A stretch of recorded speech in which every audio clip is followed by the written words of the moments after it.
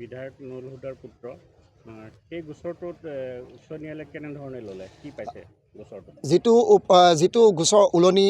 Police station 88/2024 এই গোচৰটো যিটো জামিন আবেদনৰ শুনানি হৈছিলে জামিন আবেদনৰ শুনানিৰ পৰৱৰ্তী অৱস্থাত মহামান্য উচ্চ ন্যায়ালয়ে যোৱাকালি শুকুৰবাৰৰ দিনটোত এখন কেছ ডায়েৰী তলব কৰিছিলে উলনি পুলিচ ষ্টেচনৰ পৰা এই সন্দৰ্ভত কেছ ডায়েৰী চাই পেলাই গুৱাহাটী উচ্চ ন্যায়ালয়ে এই বুলি পতিয়ন কৰিছিলে যে যিটো অভিযোগৰ ভিত্তিত বিধায়ক নুৰুল হুদাৰ পুত্ৰ এৰেষ্ট হৈছিলে সেই কেছ ডায়েৰীখনত তেওঁৰ সন্দৰ্ভত কোনো মেটেৰিয়েলছ পোৱা নগ'ল এটা ভুৱা অভিযোগত তেখেতক গোচৰ ৰুজু কৰি পেলাই আটক কৰিছিলে আৰু সেই ক্ষেত্ৰত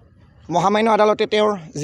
যিটো নিৰ্দেশ দিছিলে নিৰ্দেশত এই কথাটো স্পষ্ট ৰূপত উল্লেখ কৰিছিল দ্য কেছ ডায়েৰী শ্ব'জ that no' offence was committed by the petitioners, therefore they do not deserve to be detained in custody, their bail application are allowed. আৰু এই সন্দৰ্ভত এটা কথা মই স্পষ্ট কৰি দিব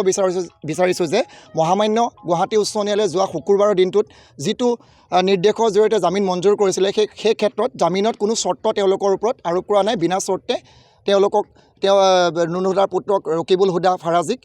জামিনত মুক্তি দিয়াৰ নিৰ্দেশ জাৰি কৰিছে আৰু এই সন্দৰ্ভত মই এইখিনি ক'ব বিচাৰিছোঁ।